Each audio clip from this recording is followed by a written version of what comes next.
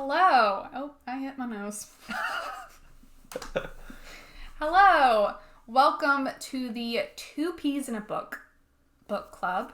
You gotta say it out loud. You can't whisper in this I was thing. mouthing it. Yeah. I didn't want to interrupt your spiel. I interrupted it anyways. Okay. Well, you weren't supposed to notice. This is a book discussion, so we gotta use our voices. Oh, this is a podcast. They're not even gonna be able to see it. Well, they can see it. They can watch it on my YouTube channel. But also, if I fix it up correctly, they should be able to listen to it as just a podcast as well. Yeah, in today's episode, the very first episode, we're going to be discussing Ballad of Songbirds and Snakes by Suzanne Collins, the prequel to the Hunger Games series. We got a lot to unpack about this book. We have not discussed it with each other, and that's how all these... It's been so hard, though, to not discuss it. Like, while both of us were reading it, we'd come in and we'd be like, I meant this part. Yeah, so every other week there will be a new episode of this, and we'll be discussing a new book and sharing our thoughts about if it's good or not. We tried to pick books that we will enjoy, but sometimes that doesn't work out. Why do you keep staring at yourself? Sorry. I'm judging how I sit and the position of my head. Okay, we're gonna put a thing to cover yourself. Thanks. So you're not like Tad Cooper, who freaks out every time he sees himself. But yeah, so this is going to be a very spoilery review of Ballads. Yeah. So if you haven't read it and you don't want to be spoiled, maybe don't listen to this episode. Maybe come back. We'll be here. Don't worry. You're not going to miss anything. But yeah, I guess that's it. Well, we should probably introduce ourselves. Yeah. What's valid? My name is Lakin. Okay. Hi, I'm Walter. Yeah.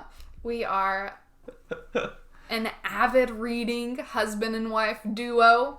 I read a lot of every genre. It's kind of easier to say the genres I don't read a lot of, and that's like romance and high fantasy.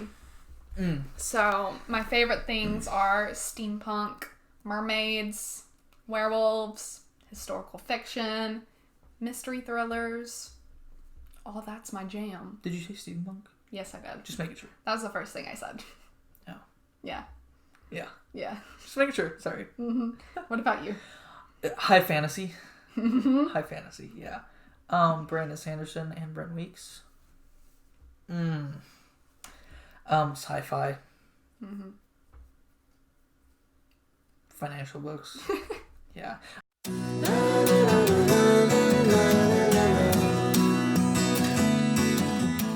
What are you currently reading? Right now I am in the middle of the fifth book of Brandon Sanderson's Mistborn series. It's called Shadow's Self, I think. Yeah. So in the first half, he introduces a world. In the first 3 books, he introduces a world and builds it up. Fantastic 5-star series. And then in the second 3 books, it's like a completely separate trilogy, same universe, 400 years in the future. But so far, the first book was like 4 stars. I don't know. I just don't love the characters as much in the second half. But anyways, that's what I'm reading right now. And then a number of financial books. I like 4-Day Work Week and Rich Dad, Poor Dad and Money and Mastering the Game. I have to say it like that. That's just how it sounds in my head when I read the title. But those are my readers right now. Those sound really boring. No. Oh, Mistborn is so good, though. Oh, I'm not talking about Mistborn. Oh, the other ones, 100%. They're very boring, but... Yeah. They are. What about you? What are you reading? I am... Parasol Protectorate. I lost the name of the series for a second. It's a big mouthful. Yeah. I'm reading the 4th book in that. It's called Heartless by Gail Carringer. It's Woo-woo. one of the best authors ever. She's great. But it is about a soulless woman named Alexia Terabody. And in this one, I can't really explain what's happening in this one because unless it spoils exactly what happened in the third one. Yeah, this one is major spoilers. Yeah. It's just so far in the series. Yeah, but it's so good. So steampunky, so paranormal, so just like... Yeah. It's a perfect combination. Oh, yeah. Okay, so before we get into actually talking about ballads... Yes, yeah. Am I just stupid? Or was his name actually Coriolanus the whole time? Because I thought it was Cornelius. Yeah, it feels like a Mandela effect. I thought the entire time that it was Cornelius Snow. Yeah. And that makes sense to me. It sounds right. But like Coriolanus. Coriolanus. It's like 3 extra syllables that just don't need to be there. Yeah, like I'm trying to remember which... I only think his first name was brought up once in the whole trilogy. The whole original trilogy. I registered that too. But even then, like whenever I reread that, like it said Coriolanus. Yeah. But I could have sworn it was Cornelius. I mean, maybe it's like...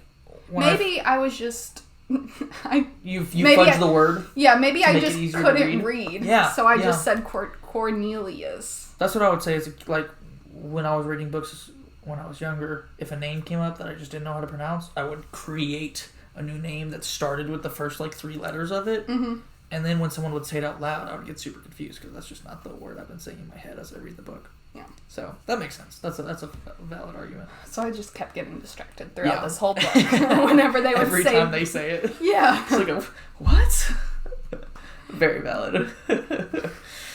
Okay, so... Oh, I don't know how to get into this book, but... What did you think of the book, like rating-wise? Rating-wise, 2 stars. Yeah, that's what I ended up on too, as well. Such a disappointment. Mm-hmm. Especially when, like, the first 3, which we'll talk about later. Yeah. But the first 3, 4 and 5 stars. Mm-hmm. Definitely. Yeah. But this one, I did not like it. No. I started out as a 3-star. I gave it 3 stars on Goodreads. And the more I think about it, the more disappointed I am in it. And it just didn't live up to the hype. No. It shouldn't exist.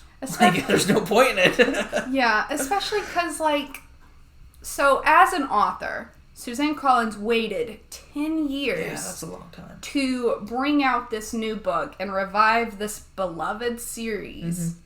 And so, like, why this story? Like, why did she decide to follow Cornelius? Coriolanus. Dang it. President Snow. There you go, Snow. Why'd she choose to follow him instead of, like... Because what I expected from whenever I first heard that this book existed, before I knew the premise of it, I was expecting it to be, like, maybe Hamish's story.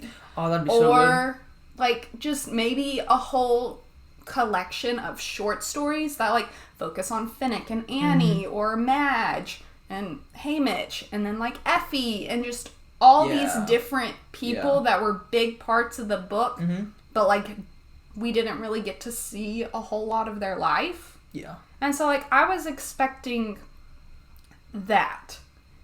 And, like, whenever I heard it was President Snow, I was like, okay, this could be interesting, because we could see him evolve from when he's a teenager to when he's an adult. But, like, the book is only, like, a year. If that. It's, like, 6 months. Yeah. Like, it's just, like, it doesn't even show the progression of him becoming the President Snow we know. Yeah, even at the end of it, like, you could see hints of who he will become, but it's just, I don't know. It still left a lot for the imagination and for us to decide whenever, like, the whole point of this book was to tell us. Mm-hmm. it didn't answer any questions. It answered some questions that I didn't know I had, like what the first couple of Hunger Games looked like. Yeah. And stuff like that, and sort of life within the capital. But other than that, like, I had never thought about it, and even after reading the book, I still don't care about Snow or want to know any more about him. Yeah. Like, yeah. I mean, I was glad that he did not get a redemption arc, and that she didn't try to spin him as, like, this good guy, but just, like, corrupt and whatever. Like, I'm glad he was, like, gross the whole way through. Yeah, he wasn't corrupted by like, heartbreak or something, or like his one true love was murdered in front of his face, so it was, I don't know, he just seemed lukewarm the entire time. Yeah. Like, he's just, if he was on those, like, alignment charts that are, like, lawful good or chaotic evil, like, those types of things, he would be, like, dead center. He's got no personality. Like, he's just in it for himself, for everything. Yeah. And that's it. But what did you think of the first, like, the Hunger Games evolution? Like, what we knew were the Hunger Games in the, like, before the series, and then, like, what we saw, like, in the 10th annual and before then. Oh, you mean like the actual games themselves? Yeah, the actual games. I found that very interesting. That was actually my favorite part of the book.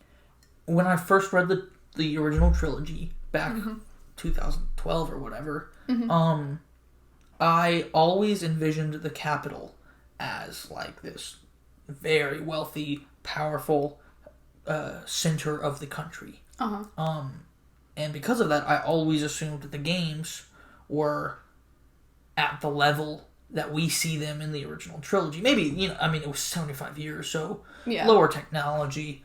But still, I guess the same amount of planning and the same amount of hype, I guess. Yeah. Where it's still televised and everyone watches and everyone cares. But what we see is like an arena, like a literal Roman arena. Yeah, Roman arena with stands around it, and they're just dropped in there. Yeah. You can't see, like, the only places the cameras can see are in the stands and on the ground. So if they go underneath the stands, they're just gone and you have no idea if someone dies. They weren't, like, before the 10th ones, the only reason they could go behind the stands in the 10th one was because of the bombs. Yeah. So, like, before then, it was just literally, like, you're in a circle with a bunch of weapons. So the games lasted, like, a day and a half. Yeah. Because you could see everybody in a circle around you. If that. Yeah. You know? Because all someone have to do is just, like, stay awake longer than everyone else and... Yeah. So that was... I mean, it made sense within the capital that Suzanne built for the 10th Hunger Games, like, in that time frame. It made sense that that's where the games would be. I didn't expect the capital to be hungry and poverty-stricken. Yeah. And it almost felt like district levels of poverty. It was kind not like of 12 or anything, but it was weird to see, like, the capital in poverty and, like, they weren't that better off than the districts, but they were trying to make themselves feel like they were better off. Yeah. And maybe that's supposed to be where Susan is just hoping we assume that Snow is responsible for turning the capital into this mega wealthy, well-fed society. Maybe. I don't know. But it was really easy to, like, get disgusted by the games in this book just because of how, like, barbaric they were. Like, because they're thrown... Okay. Once they call the names, you know? They're thrown into these cattle cars. Yeah. Cattle trains. Yeah. And they're not fed. And then they're thrown into this abandoned monkey enclosure cage at the zoo. Yeah. And they don't fed. feed them. They have to, like, beg for food from the people visiting. And so, like, how, like, I don't know, like, what they were actually, like, in that book trying, like, the people running the games in that time period. Like, I don't know what they were trying to convey. Like, the thing of, like, continuing the war and, like, paying for, like, what the districts did. Yeah. Like, if they didn't have TVs to watch it, you know, like, you're just taking kids, and then that's all they see. And then they're gone, and you sort of forget about them. Yeah. Yeah. That struck me as weird, too. It did mention that in previous years, so this is the first year with mentors, and they're trying it out with students, and Snow is one of them, right? Yeah. So they had mentioned that previous years, when there weren't mentors, they would just take the kids, they get off the cattle carts, and are dumped directly into the arena, and then the games are over in 2 days. But this one, they're doing the very first interviews with Flickerman's dad? I don't know who that... The guy's name was Flickerman. Yeah. Maybe that's a title? I don't know. I assumed it was like his dad or grandfather. Maybe. It wasn't Caesar, it was something else. Something Flickerman. But anyways, they had interviews, sort of televised. But it took like... They were going to do these interviews, but it took like 2 weeks. Maybe not 2 weeks. It took like a full week of them sitting in this monkey enclosure to get through one set of interviews. Yeah. And then they were in the arenas, and it just wasn't needed. Except for like space filler so that the book would be longer. Yeah. This book was 500 pages. Not needed. Like the entire, like after the games, it just wasn't needed. Like that entire 4-month period that it showed was so pointless. Oh my goodness. No. So like, as the game, like if the Hunger Games, the original trilogy, if they had been like with these games from this book, I don't think they would have done as well. Oh yeah, no, not like at all. Even though it's horrific and it's still kids killing each other, like those feel more like the games we know feel more like actual games instead of just like murder. It's got the entertainment factor, which sounds very capital of us to say. Yeah. Like, hey, they do a way better job of making it entertaining to watch kids be murdered by each other. But that's what it is, really. Because these games are so boring. Oh, yeah. And it was, like I don't know. I understand that there weren't careers from the first couple districts, and there wasn't, like, a cornucopia, and they didn't have any of, like, the ways they used in the original trilogy to make the games happen and be games and be fun and entertaining to watch. But there was Reaper? Was that the guy's name? Yeah. That was, like, we don't know very much about him, but he was from, like, 1, I think, maybe 3. One of the early... Yeah, the top ones. Yeah, one of the top 3. And he was very aggressive in the beginning. He threatened violence against Snow. And then right before they go into the games, he apologizes to everyone personally. He's like, hey guys, sorry I'm going to have to murder you. Yeah. 'Cause he's very confident that he's going to kill everybody. And then in the games, he, like, napped in the stands. Like, the only way Susan showed him being confident and aggressive was him being out in the open. That's all he did. Did he actually kill anyone? Or I think he killed one person? Maybe 2? I don't know. I don't know. Because all I remember of him is, like, taking the bodies in a pile and covering them with the flag. He had this weird thing about the bodies. And, like, he wasn't eating them or anything. He just laid them out in a nice row. Yeah. Because they weren't being picked up because they had no budget. I don't know. Yeah. It was like, why did he exist? Why did it act like he was going to be this awesome murdering career? And he just laid there the entire time. Yeah. Not well written out. Like, I don't remember any of the other tributes. Oh yeah, no, not at all. Like, the only thing that this book focused on was Lucy. Mm-hmm. Which, like, if we just get into her, why was she? Why her character arc? Yeah. Why her as a character? To me, if this becomes a movie, which, you know, I'm honestly, I'll still watch it just because I'm trash for Hunger Games. Once, yeah. But Lucy Baird, to me, was like, I could see her being played by, like, a Zooey Deschanel and being, like, a manic pixie dream girl. Mm-hmm. Like, just this weird, for no reason, like, just quirky to be quirky type of person. I'm so quirky. I'm so weird. Yeah. Like, it just... Yeah. Her arc of, like, going from this, like, person who sings on stage and, like, wants all the attention on her to, like, basically trying to kill Snow? Sort of? Don't even know about that one. That was so so ill written and conceived. Yeah. Like, it didn't make sense. Yeah. I never got, like, a firm grasp on what her personality was supposed to be. Because she gets drawn... Well, she's in District 12, and she gets drawn her name. Yeah. And she's with a traveling circus group. Yeah. Type deal. So she's not even really supposed to be there. She doesn't belong in any of the districts. She gets up there, and she starts singing.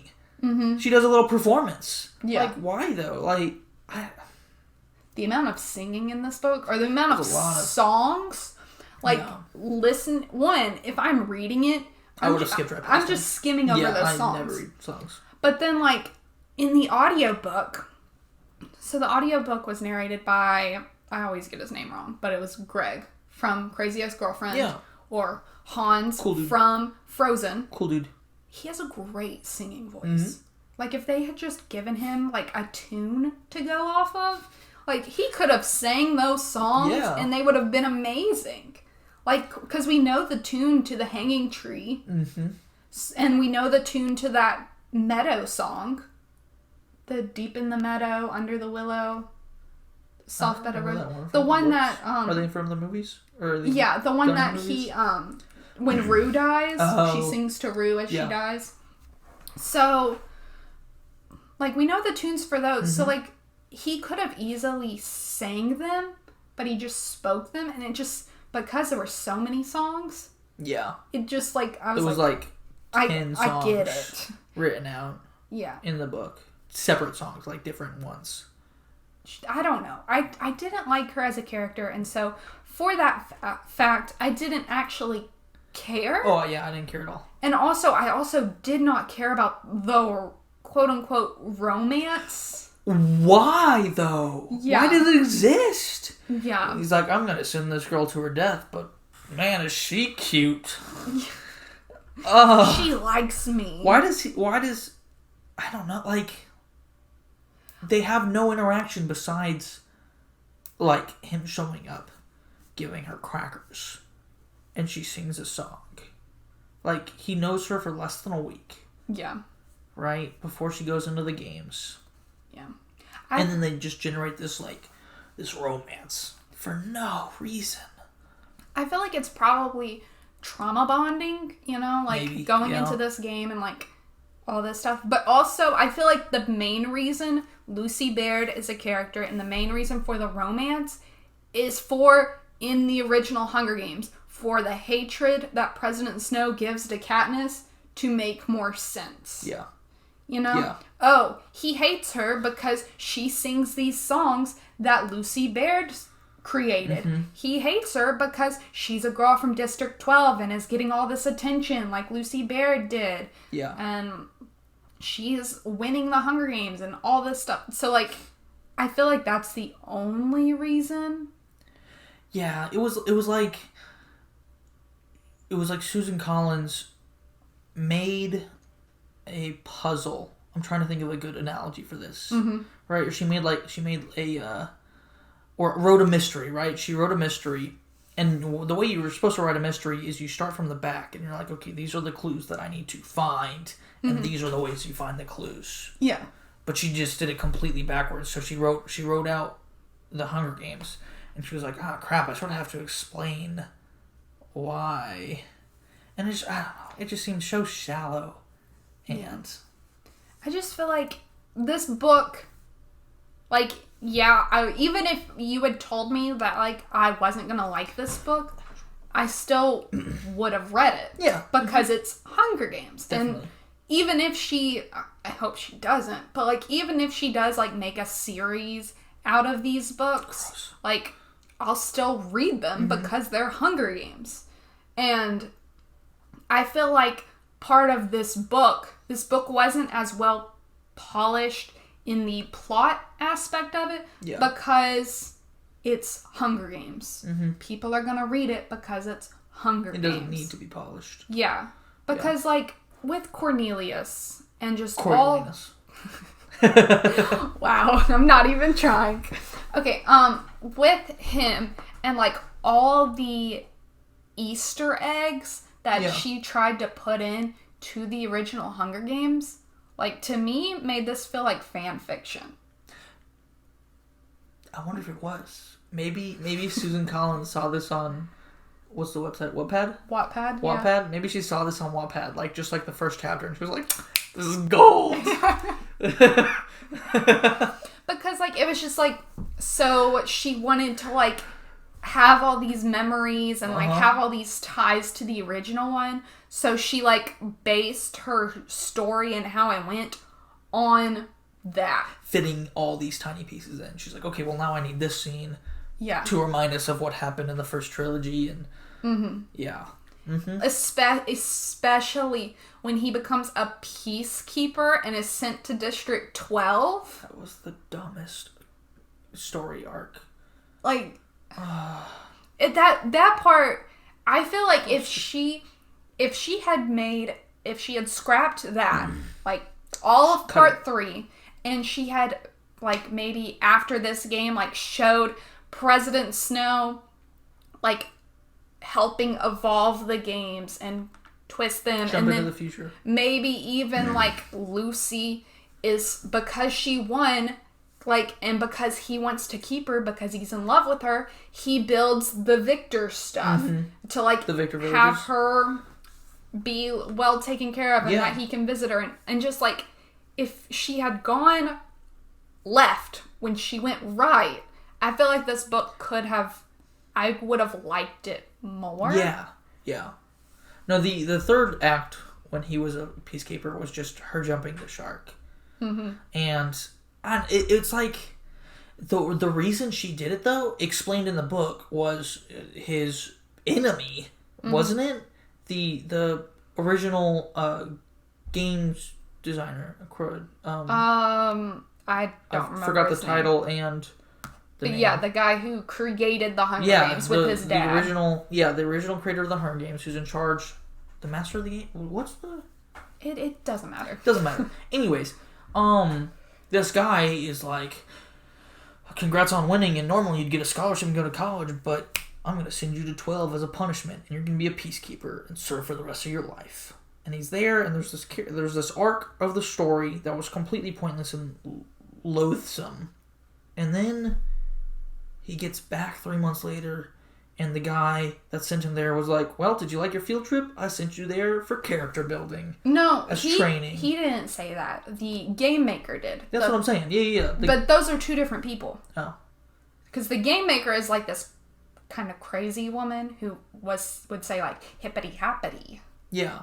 But then the other guy, the guy who created the games, isn't the game maker. He was like the dean or something. You're right. The Dean Highbottom. Yeah. High as a kite bottom.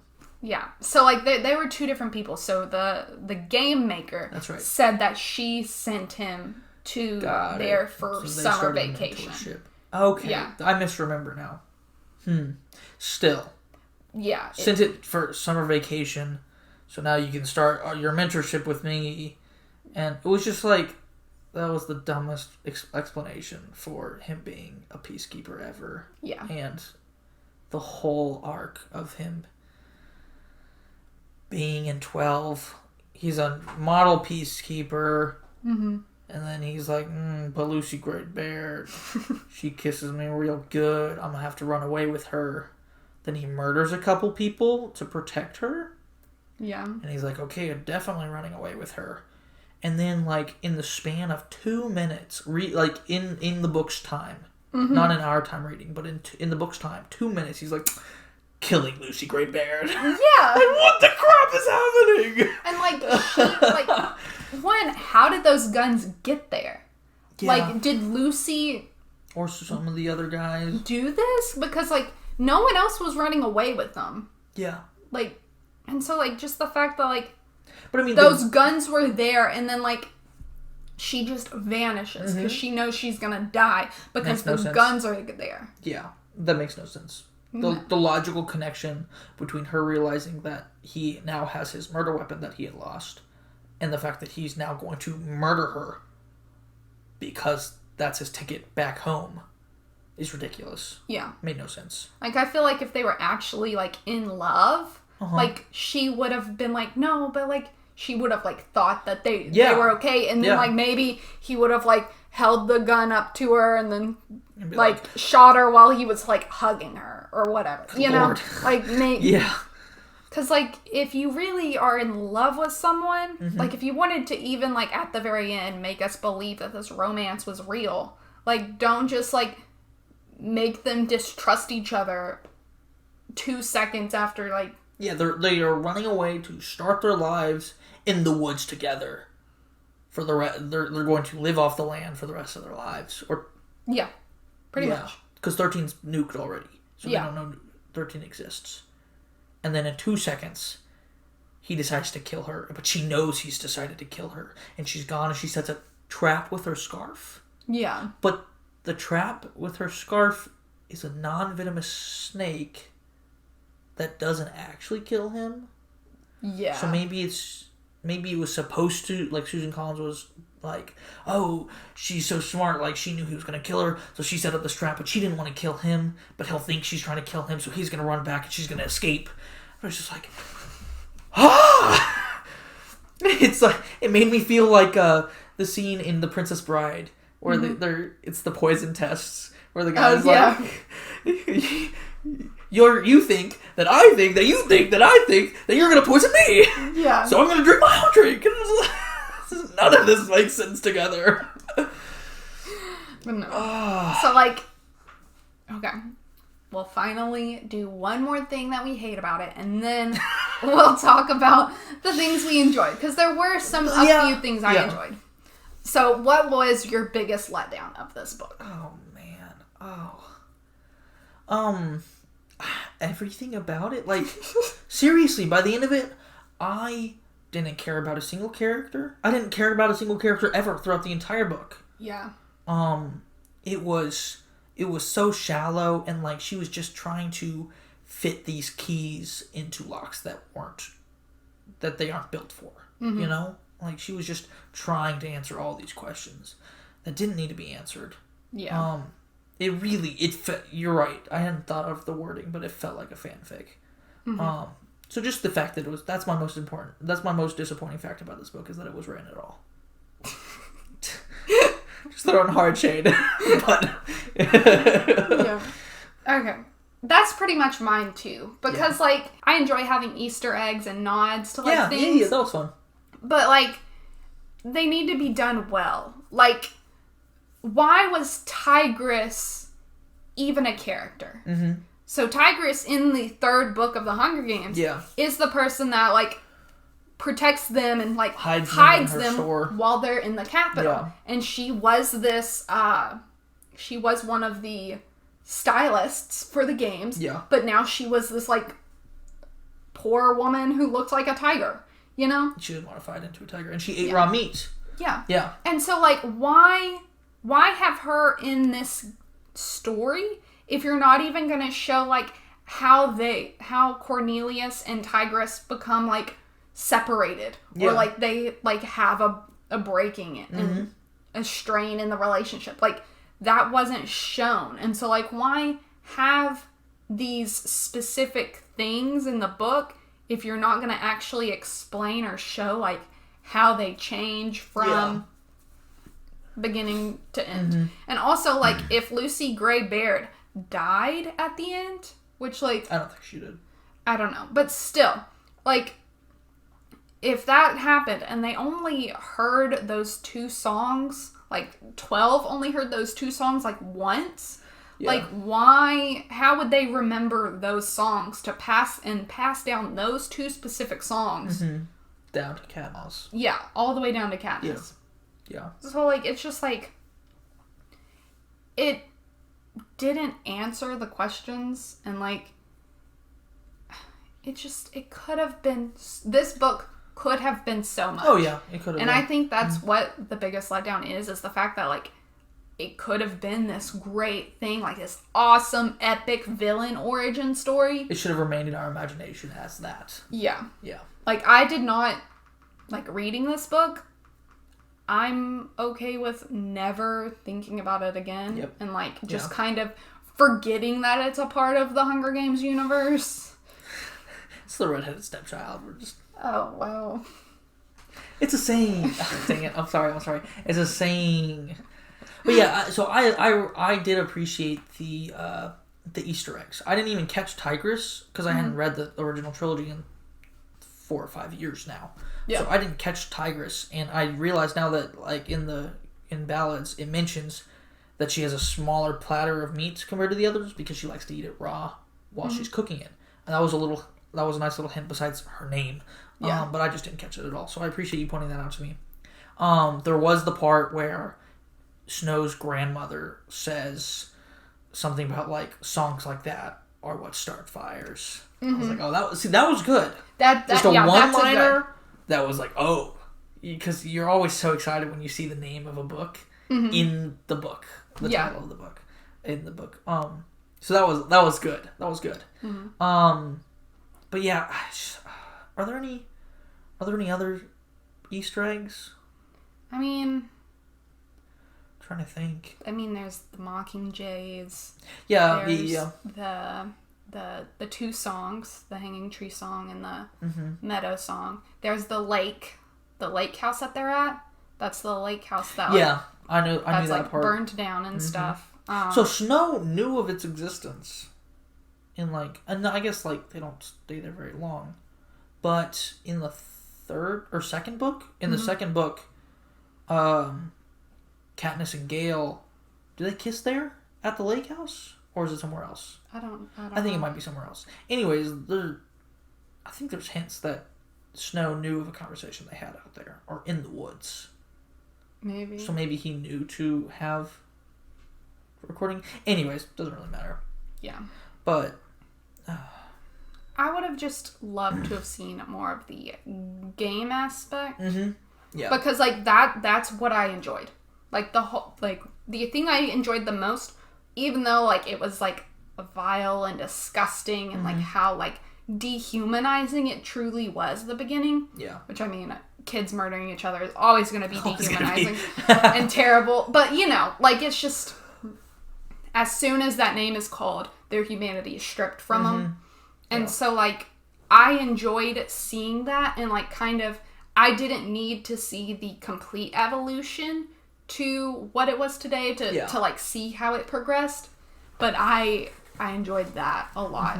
And I enjoyed that Cornelius or Coriolanus didn't have a redemption arc, and that he was like that. We could see like I would have liked to have seen more, but I could tie the loose ends together to see how that 18-year-old boy becomes the president. Even though like I don't understand how he became president, because like in the beginning of the book he talks about how he's going to be President Snow. Yeah, that was a running joke and the entire movie, or the entire book, I mean. But it never like, I felt like in the epilogue it would have explained like it would have been him becoming president. Yeah. And then he like references he's going to be a tyrant or whatever, and it's just like how are you getting there? Never showed him making political moves. No. His only moves were hiding the fact that he was bone poor. That doesn't make sense. Dirt poor. Bone poor. I thought at first, when I first started reading this book, there's a scene where he's down in the labs and he sees the poisonous snakes of multicolors. And I immediately clicked in my brain, there is reference in, I think, the first Hunger Games, to a Hunger Games year where it was a rocky terrain with poisonous snakes and only cudgels to kill each other with spiked clubs. And I was like, oh, that's what's going to happen. It was referenced in the first book. Now this is going to be a depiction of it. Because it very specifically said there was like half the people died because of poisonous snakes. Yeah. And like Lucy Greybaird's thing is snakes. But it didn't even explain why she had a thing for snakes.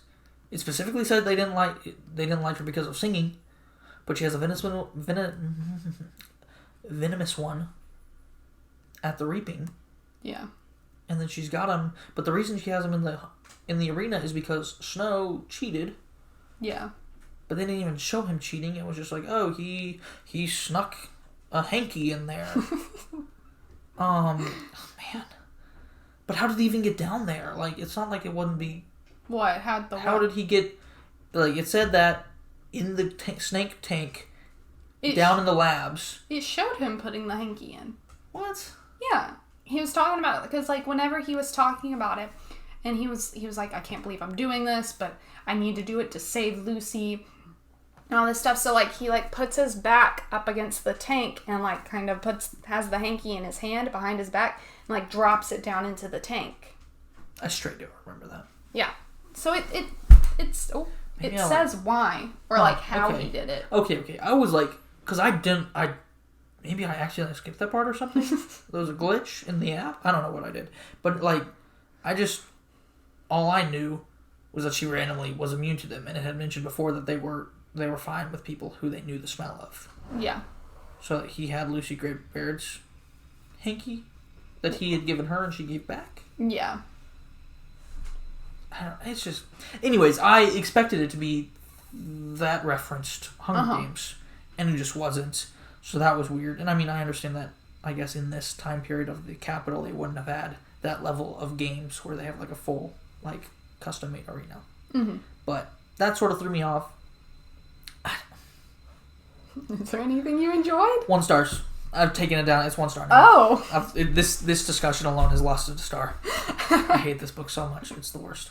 Well, I thought about giving it, whenever I first finished it, I thought about giving it 3 stars because I enjoyed the audiobook. Mainly because of who narrated it. Yeah. Even though, like, the audiobook... Let's pull his name up so we can give him a shout-out. You keep talking. I mean, I know his name. I just can't pronounce it. Oh. I'm going to try. You're good. Okay. So... The only thing with the audiobook was that there were, like, it would be, like, a sentence or two where it would sound like he's, like, more muffled and, like, his hands are in front of his mouth or he's, like, farther away from the mic. Yeah. And it would, like, sound like that and then it would go back to this clear, loud voice after a minute, you know? Mm-hmm. Like, it was just one sentence or two. And that happened, like, a handful of times. Yeah. And that was, like, the only, like... complaint about the audiobook, but and also he doesn't sing the songs, he just kind of speaks them, and he doesn't have the best, like, female voice. Yeah.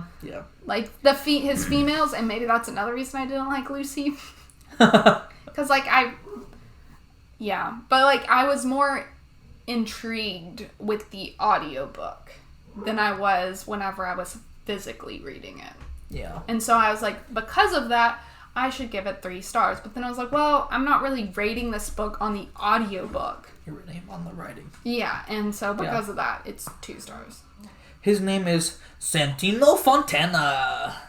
Cool name, though, Santino Fontana. Yeah. Maybe it's just like Spaniard. It sounds very Spaniard. I don't really think it matters. It's a cool name, dude. Good job. Congrats on your name. 1 star. Read this book if you care about the franchise. Otherwise, avoid it. Yeah? Yeah. Trash garbage book. Oh, yikes. So any final thoughts? Man. I would like the short stories. Maybe not even short stories. Like Haymitch's. I know that Haymitch's games are explained in pretty good detail in the second book. Yeah. But I would love to see his entire story, like, through the games, and maybe, I don't know, because we know that he's done 25 years so he's watched 50 kids die under his direction. Yeah. That's pretty tough. And we know he's a straight alcoholic, which is understandable in his situation. But I would love to see that story. I would love to see Phoenix games.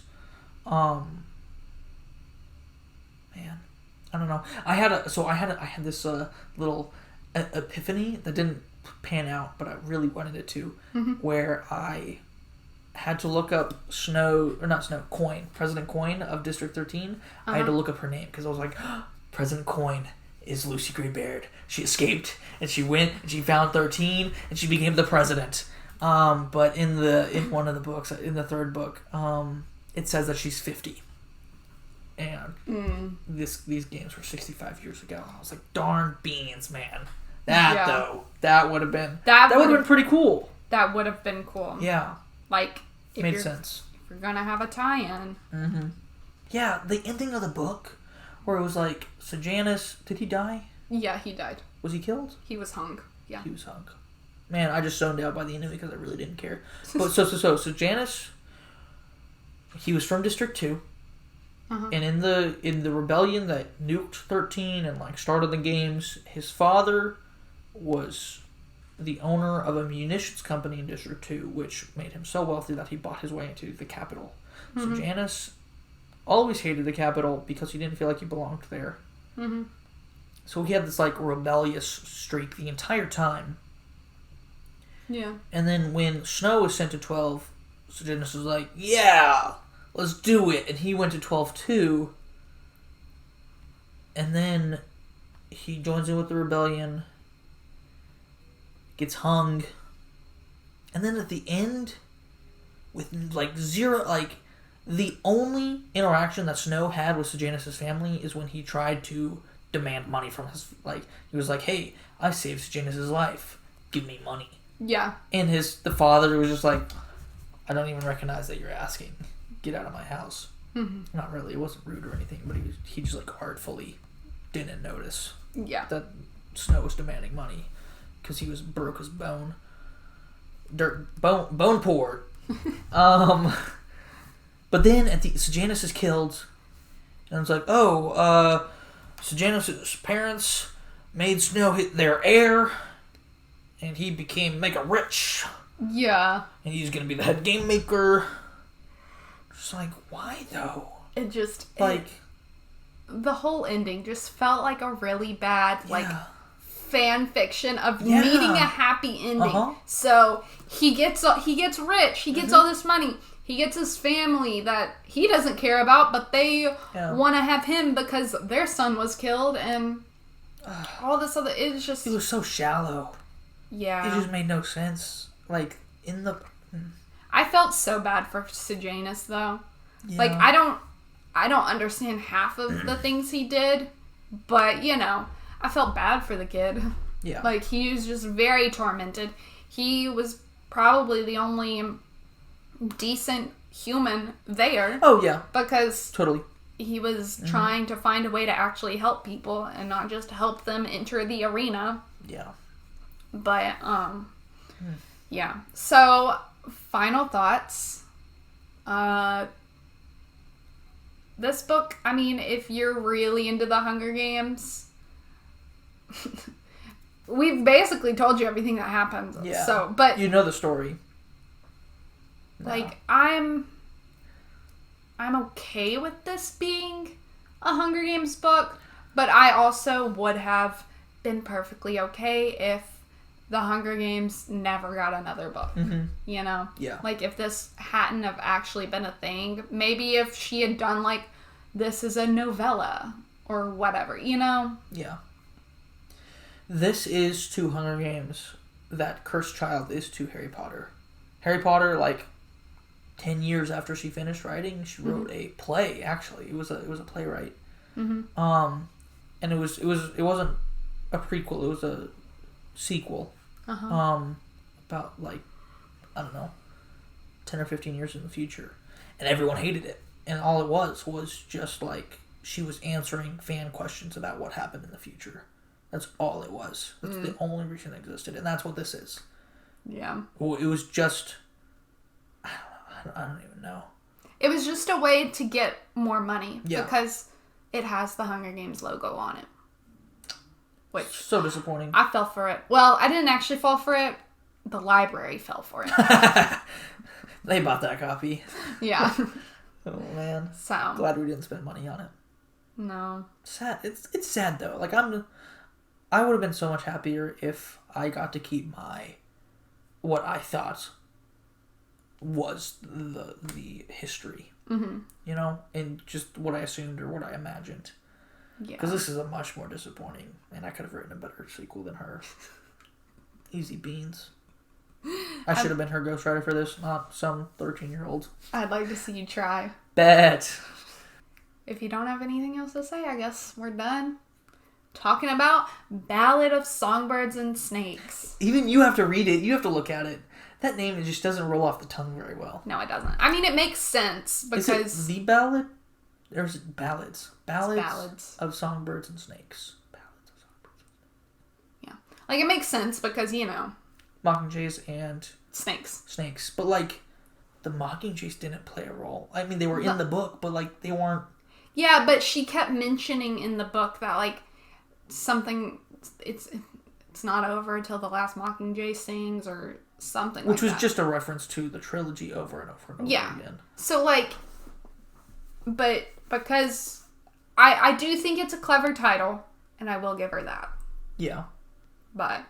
I appreciate her defining ballad in the book because no one knows what a ballad is.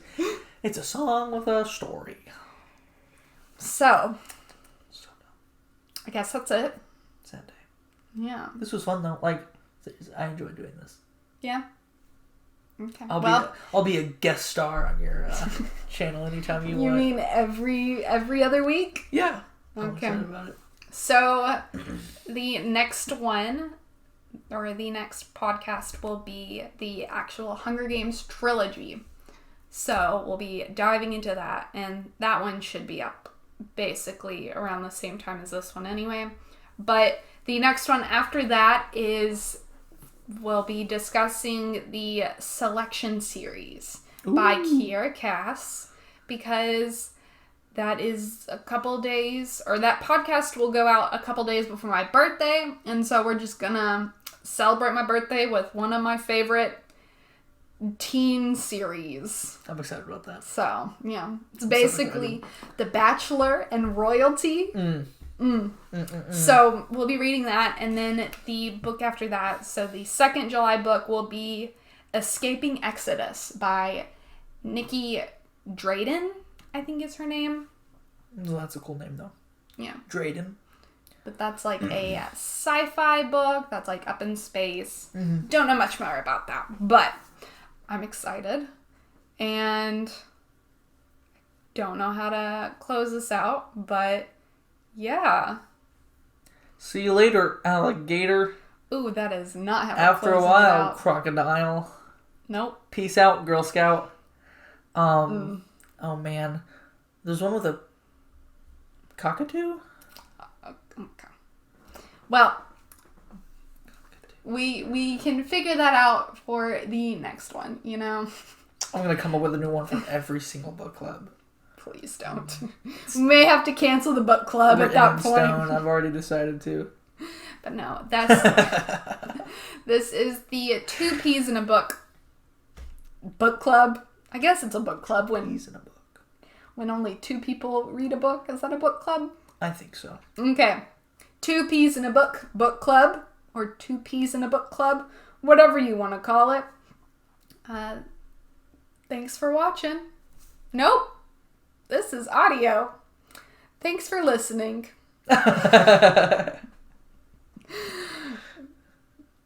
Bye. See you later. Wow, that's awkward.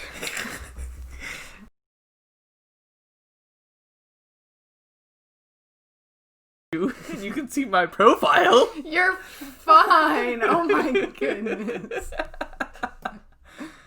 Oh my goodness. I'm not made to be in the spotlight. Good thing no one's gonna watch this, so you're okay. I don't know. I think this is a pretty cool idea. Okay. Just remember, this is the mic. So ew. Yeah, no language. Okay. Can I say the word sucked? Sure. Suck dick. Walter! Hey, I'm just trying to make you laugh. Yeah, it's not helping.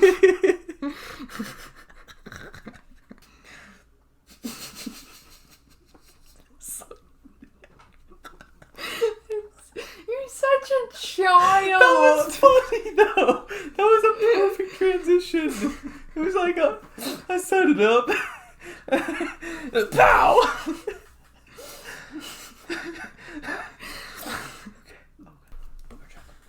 No. I like it whenever I have a dangly.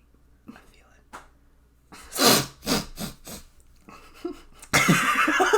it. I'm sorry.